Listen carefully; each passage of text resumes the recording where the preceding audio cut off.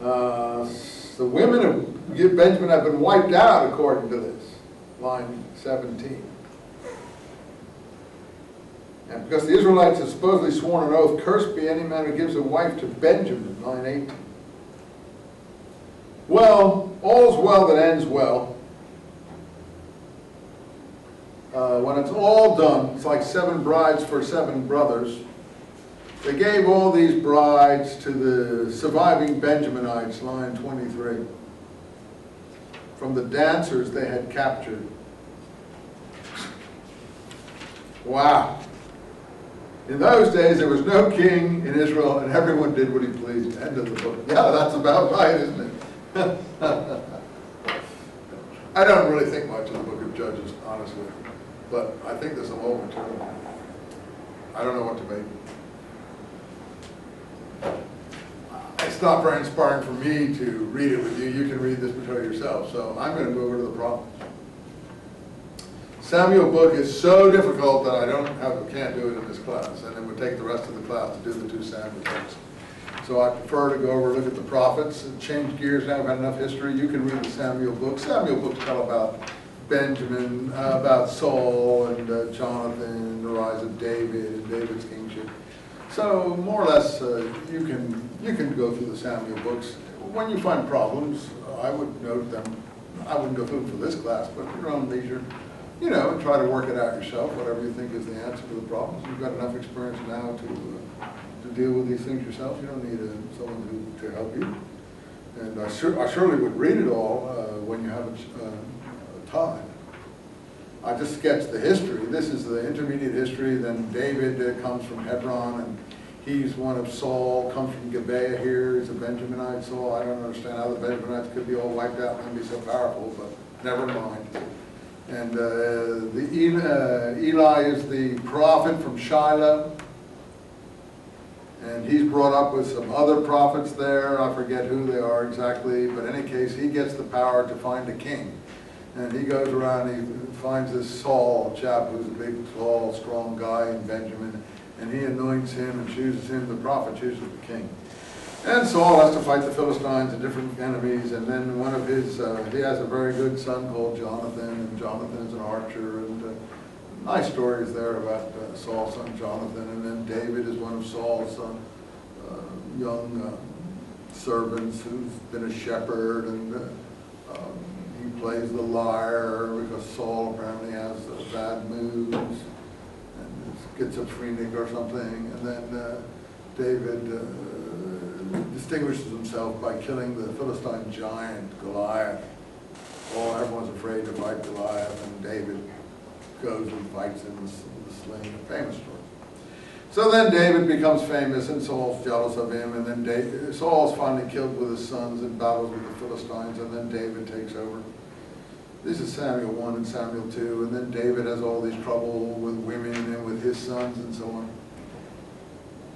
When it's all said and done, David dies, and then he's united all the tribes for a while. He's taken Jerusalem. He's moved the capital from the Judah capital of Hebron to Jerusalem. He starts building the temple in Jerusalem.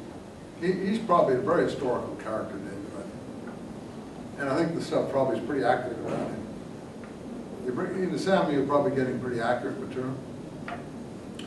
And then Solomon, his favorite son, he's got lots of offspring, but Solomon is his favorite son by this wife he stole from this other guy called Uriah. That may be an anti-Solomon story, I don't know. He saw her bathing on a rooftop while her husband, who wasn't even an Israelite, he was a Hittite, was fighting in the Israelite army, so David has him put in the front ranks and killed. So he can have his wife Bathsheba, and that's a famous story too. Anyway, that's Solomon's wife and mother, and Solomon grows up, and when he becomes king, though he's supposedly wise according to the other books written in his name, he's not able to hold his sons after him are not able to hold the kingdom together. It seems that under Solomon there is peace for a long period of time, and he does complete the temple. He does institute the temple service and all those things. And a lot of other things. The record of Solomon is not as extensive in the literature as David. But after he dies, the kingdom doesn't hold together and the north separates. And that's the period we call the divided monarchy. So the period after, so David is around 1050 to maybe 1000, something like that. Probably not that long. Solomon is around 1000 to about 950. The period we've just been reading must be between 1300 and 1050 or 1200 and 1050, depending on when you put the conquest. So we've just been reading material from 1250 to 1050. These are only approximate. What they know, what they remember from that period, what is stuck in their minds. And then we get into what was called the period of the divided monarchy. And this is where you get, how come you have 10 tribes of Israel instead of 11 or 12? Because it's said already in the apportionment that Simeon stays with Judah. But also Levi isn't really counted as any of the tribes anyway. So it isn't clear if it's Judah versus 10 tribes, including Joseph's two, without Levi or without Simeon. It's not clear because Simeon is rarely mentioned again anyway. Simeon is in the Judah territory. So that's rarely mentioned. So it's basically Judah in the south and Israel in the north, which is where all those mix-ups in the Israel El materials and the Judah Yahweh materials came from. That the Judah traditions will have Yahweh, and the northern Israelite traditions will have El, Elohim. They may be telling the same story, but the God is slightly differently named. So, for instance, Israel is an El name, and Judah is a Yahweh name. So there will be an amalgamation of people with slightly different traditions, and then a splitting apart as well. But the presentation of the Bible is these are the same God. This is the same God. Elohim and Yahweh are the same God.